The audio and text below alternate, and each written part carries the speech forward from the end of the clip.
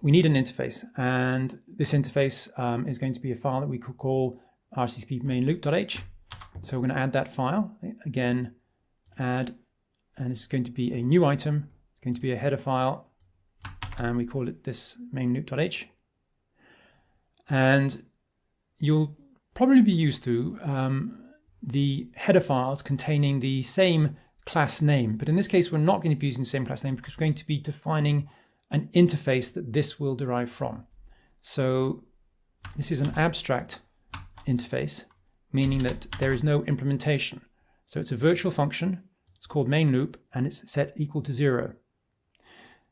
The other thing that we're going to be doing in this case that I haven't got in here is we're going to make it a runtime modifiable piece of code so that any change to this header file will also be picked up by Runtime Compiled C++. So if you change the header file, it will recompile any file that includes it. We're then going to include this file. I'm not following the tutorial exactly here, I'm afraid. And then we're going to create a definition of this function, which was declared here in our code here. I should get an error because this is an override and there's no base class that defines this. So we basically need to derive from that base class. So I'm going to derive from it here. And you'll notice that I call this RCPP main loop I, rather than you'll have noticed in the main.cpp, I called the Runtime Compiled C++ interface I, our runtime system object. And the reason for this is I've started realizing that if you have all of your interfaces called I something, then they will all be listed in your Solution Explorer and in your File Explorer as I something. Whereas if you call all of your interface classes with I at the end, they'll be listed alongside the class that they're an interface for, which I find more useful, but it depends upon your preference. And in this class and that we've got defined here, this main loop is currently taking no parameters. We could pass information back and forth through this main loop if we wanted to, but we're going to use another approach, which is the system table. So the system table is another new file that we're going to create, and we're going to call that systemtable.h. So this case, yes, actually, we're going to make this runtime compiled header. So we're going to add not an existing item, sorry, my bad. We're going to add a new item. It will be a header file, and it will be called systemtable.h. And here we have this code. Again, this runtime include and this macro are stating that this file will be linked to any file that includes it in such a way that it will be a change to this file will be picked up by Runtime Compiled C++. We're going to do some forward declarations. Forward declarations of classes and structures and functions ensure that we can use a pointer to that function without having to have the definition in linkage. And this is extremely useful here because our runtime compile main loop is going to want to know about the ImGui context, and the main code is going to want to know about the interface to this main loop so it can call the main loop function. So here in this our main loop.cpp code, we now include that system table. Okay, and the system table needs an actual instance. So we need to include the system table in our main.cpp. And then alongside the RCPP data, we're going to create a static version of that.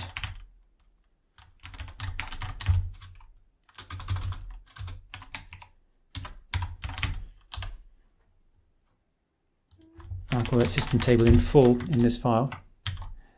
And then we will actually pass this system table in to the runtime object system when we initialize it, and we pass a pointer to it.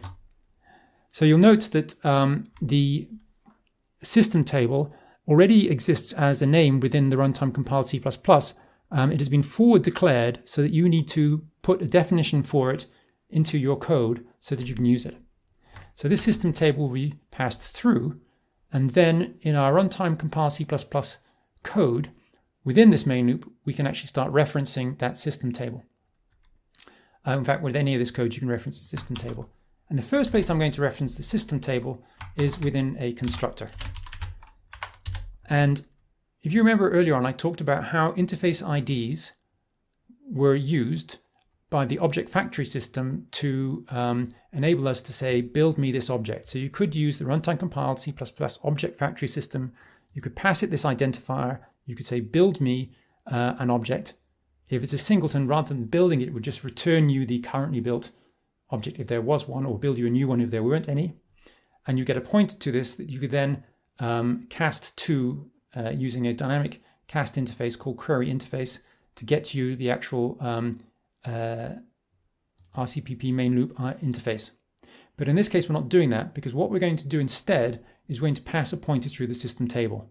We're going to have only one RCPP main loop. We're not going to use any threading during the initialization process, nor during the compilation process, so that we can change this pointer when and as we want. And in this case, what we're going to do is we're going to get hold of the system table, and we're going to set that pointer when we're constructing ourselves. So we use this per module interface, the object interface per module. Get system table, and that's then returns a pointer to the system table. And at the moment it's not cooperating. Just seems to see why it's not liking this moment. Yes, hold on one moment, it's non-static.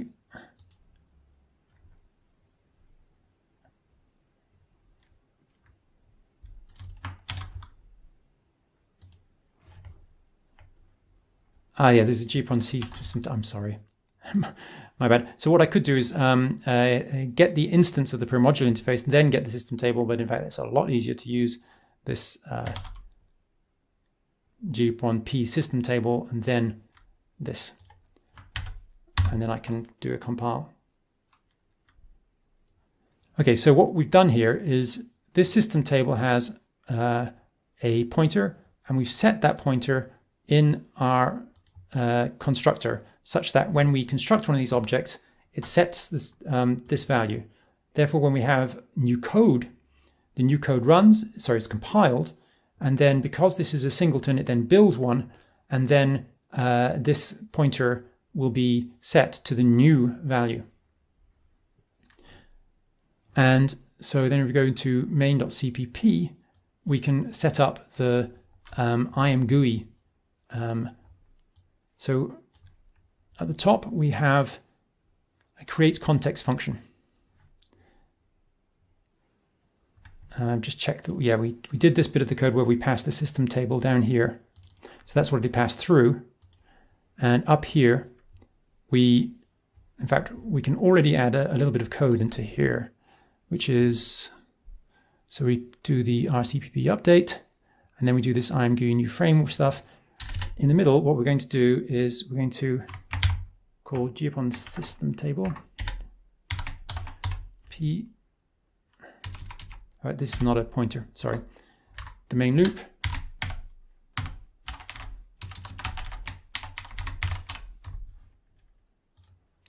I'm just checking, am I including? No, I haven't included this header, RCPP main loop.h, so I need to include that.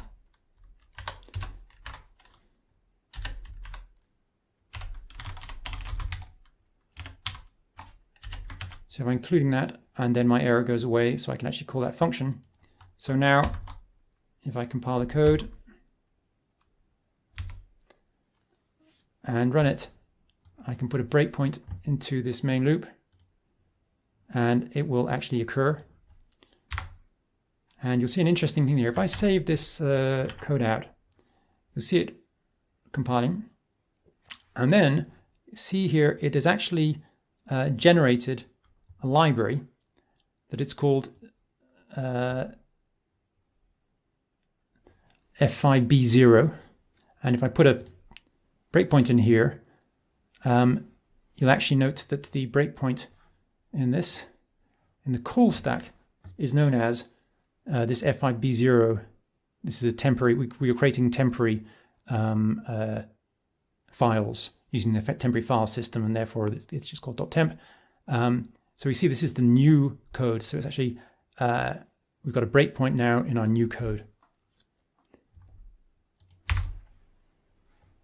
Right, so we're going to make changes to main.cpp again, so therefore we need to do this, we can't do this on the fly.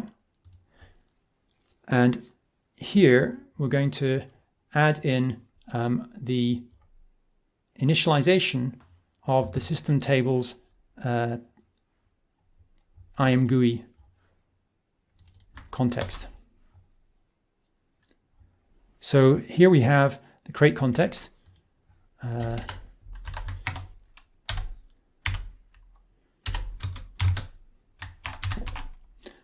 just checking. So go to the create context function, go to declaration, get current context. So that's ImGui : get current context. So we're initializing the, that's a capital I. We're initializing this pointer, which is in our system table, with the current context. And then if we go to ImGui, our main code, we can now start adding code to our RCPP function that will do what we need. So I'm going to show you a trick. So we've set off our compiler. We set off our game, in this case our demo. I'm going to minimize that, I don't want it for the moment. And I can show you that we can save out this file and it compiles. But let's say I want to add some ImGui code to here. So normally I would do that by include ImGui. So we can include ImGui.h in our Runtime Compiled C++ main loop.h, and then we're going to set the current ImGui context in the main loop. So this is per module interface, gsysd p im context. This is the context we want to set, and we use ImGui : set current context. And there we go. And if we compile this, that compiles correctly and it builds and links. So if we run the code, we'll notice now that there is, however, a problem. When we save out this code, it will try to compile it and it will fail. And it fails because it couldn't find imgui.h. So what we need to do is we need to tell it where imgui.h is, and we're going to do that in our main CPP file, and we're going to do it in the RCPP init. You can also do this from runtime compiled code, which is an advanced technique that to get it right. But here we're going to just do it in the actual initialization function. So I'm going to go over what this code does. This is an old version of this file needs to be changed. So this is actually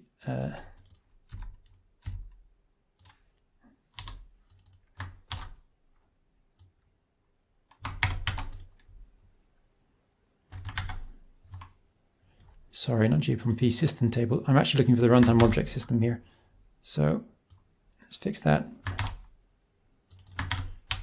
So first thing we do is we ask the runtime object system to find file. The find file function is a function that I've created to help users find files that are supposed to be present on their system, notably the source code files. And it hunts through various sets of directories. Notably, it looks for the file where the file originally was located, and then it looks for the file in a relative path from where the current executable has been launched from.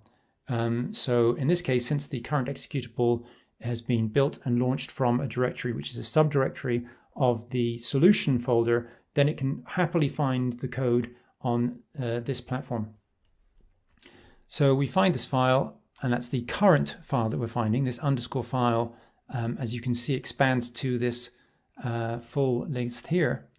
And we look for the parent path, we go one down to the directory that it's in. And then we add ImGui to that base path, and then we add this as the include directory to the runtime object system. So this should enable us now to be able to compile our code correctly at runtime.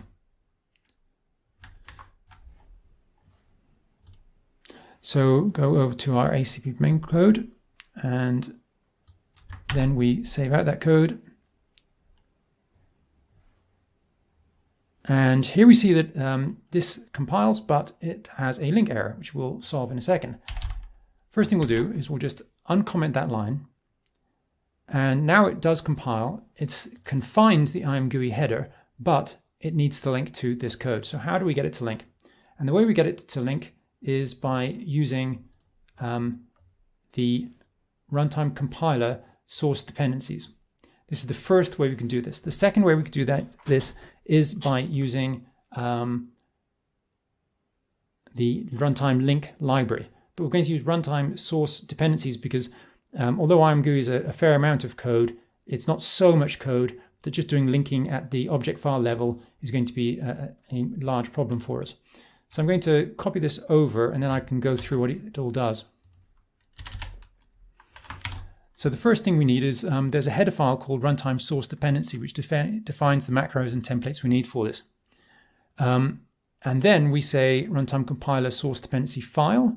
This is a system that allows us to state that a particular file, in this case, the imgui.cpp file in here is the one that we want to have. And the same for ImGui widgets, drawer, and demo. And then when we save this code out, note that I've left this uncommented still so that this code does compile.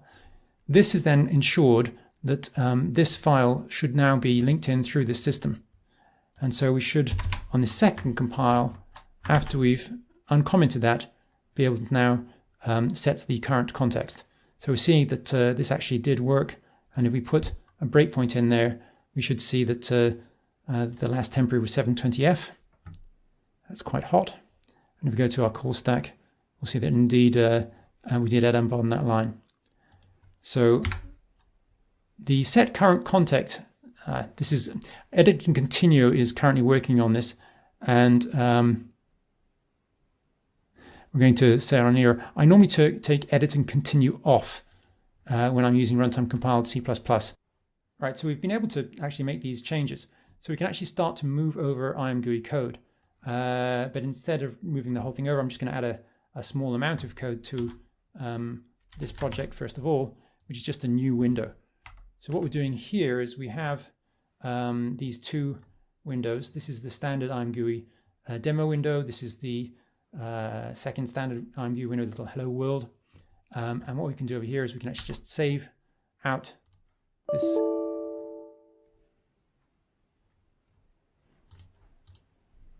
So I've got a problem, and I believe that's because of the edit continue. So I'm going to just take a break and figure out what's going on here.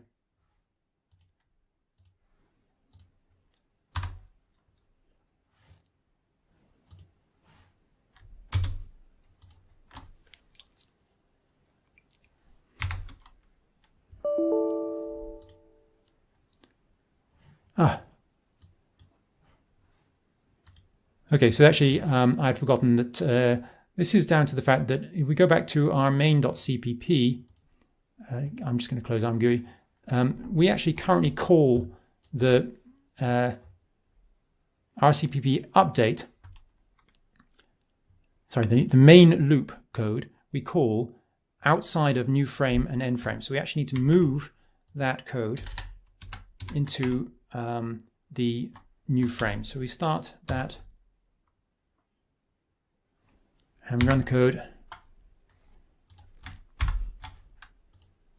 So we've got our new window. And going back to the RCP main loop, I can actually remove that code, save it out, and that main loop should go, and put that code back, and this should work. And now we can move basically pretty much all of this ImGui code over. So that's what we're going to do next. Since we're moving code out of main.cpp, we'll need to recompile main.cpp. That's not a runtime compiled code, so we close down. And we need to get to the point of essentially we're going to take out the windowing and this call to render. These are all the basic ImGui parts of the code that we need. We're going to leave in our main loop, but we're going to move it to here, back where it was.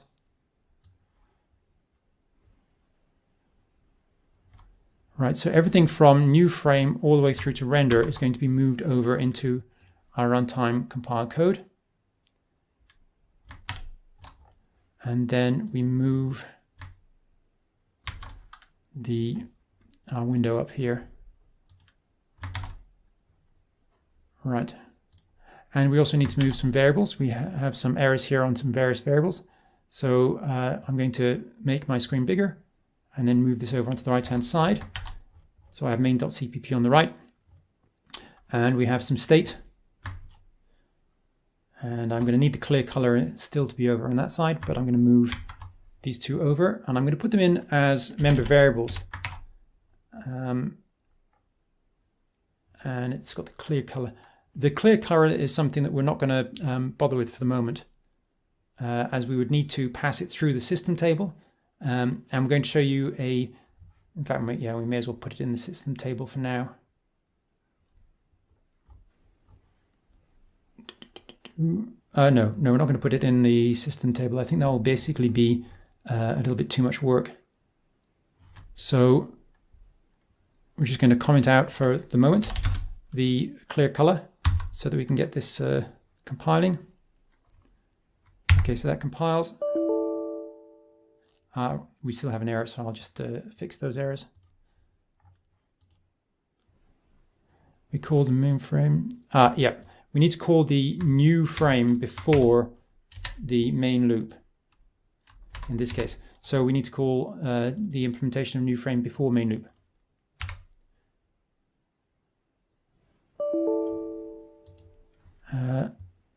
And I'd mistakenly copied this render, which should be down there.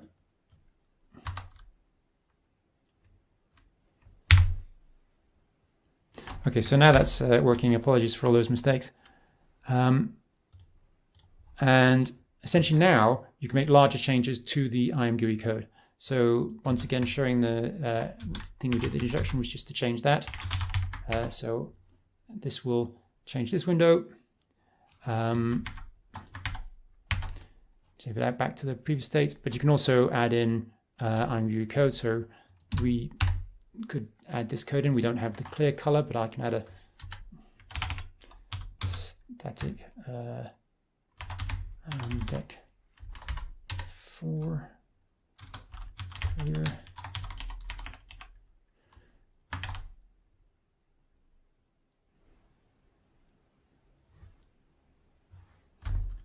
And of course I spelled it wrong. And that is visible, and we can make this clear color a member state, etc. So we can do a fair number of changes to our code as we go. And I'm going to close that down because we need to make more changes to main now as we move on to the next part. So the application is now in a state where you can do a fair amount of coding with ImGui itself without having to exit from your application. And you can pass data around through either the system table, or you can pass data around through the interface by passing values into the main loop. And this approach that we were using to ensure that ImGui was visible at link time to our code, we were using the runtime compiler source dependency file. Now, we're going to move to showing how to use some basic DirectX functions with Runtime Compiled C++ next.